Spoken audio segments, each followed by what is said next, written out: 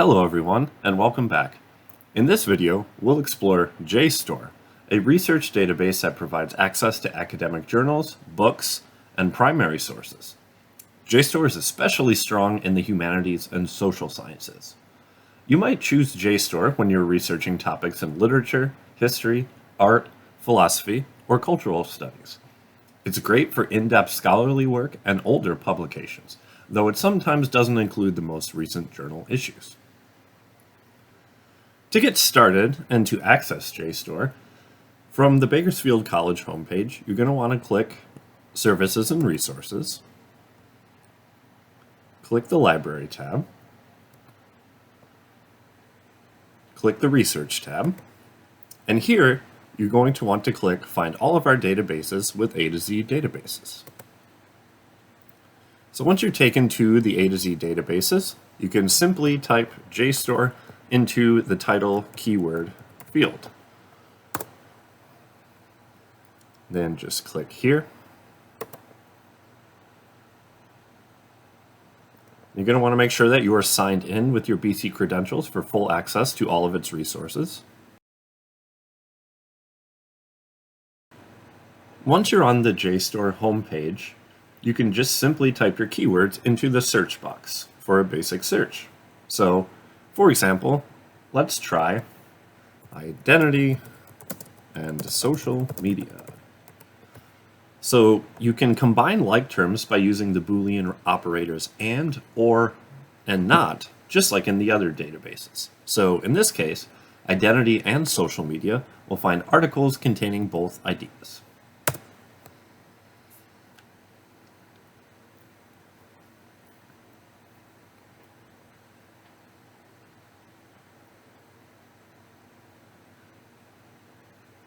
By default, JSTOR lists the results by relevance. However, you could also sort by the newest or the oldest sources if you would wish. As you can see, each resource shows the title, the authors, the journal, and the publication year. And to the right, you could click download to download the PDF. You could save it to your JSTOR account. However, if you did, you would have to create your own JSTOR account, but you can do that by registering at the top. Or you could also generate a citation for it. So that way you can save it for your works cited list, your bibliographies, and your references list. However, just a word of caution, always double check these before using them in your paper. You want to make sure that they're 100% accurate. So to refine your search, you could use some of the options on the left side of the screen. As you can see here, we can choose from journals, book chapters, research reports, or several primary source options here, whether they're serials, other primary source documents, books, images, video, and even audio.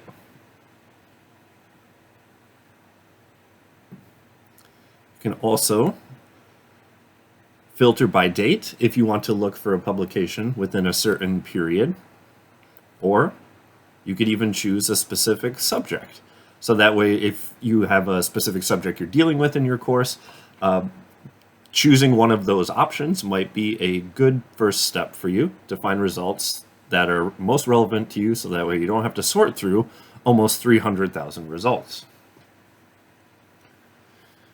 So what's unique about JSTOR are the primary sources that are available to you.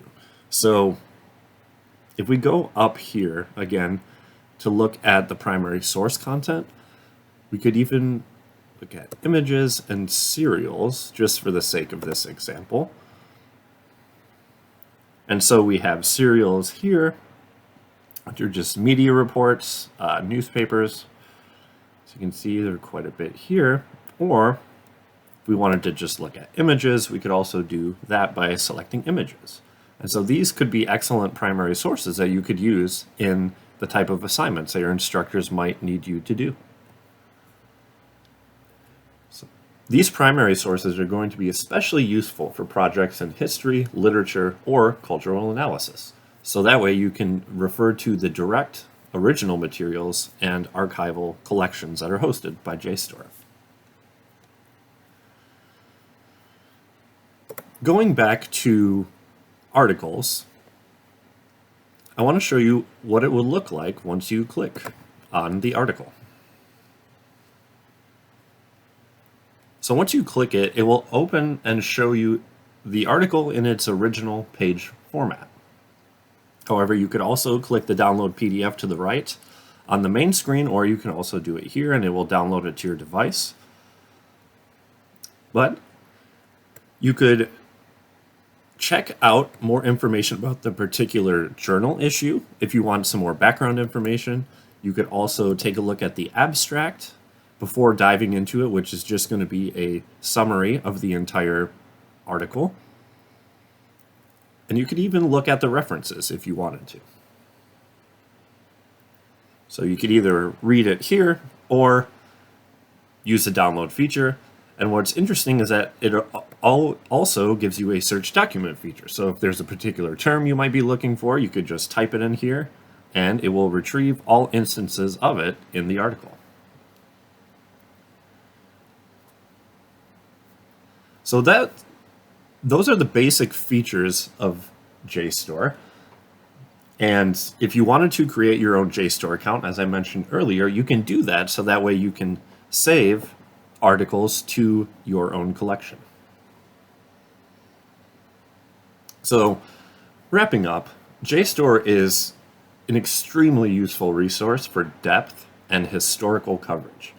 If you need more current scholarship or maybe more multidisciplinary results, OneSearch or Academic Search Complete might be a little stronger in that area, and you could use the same type of keywords and Boolean operators across all of these databases though. But again, if you're looking for history, depth, and archival collections, especially primary sources, JSTOR is going to be an excellent resource for you. So remember, it's ideal for deep dives into scholarly topics and finding primary sources in the arts, humanities, and social sciences. If you need help refining your searches or accessing full text options, don't hesitate to ask a librarian or visit the research help page on the BC Library website. So don't hesitate to reach out to us. Me and any other friendly librarian are here to help.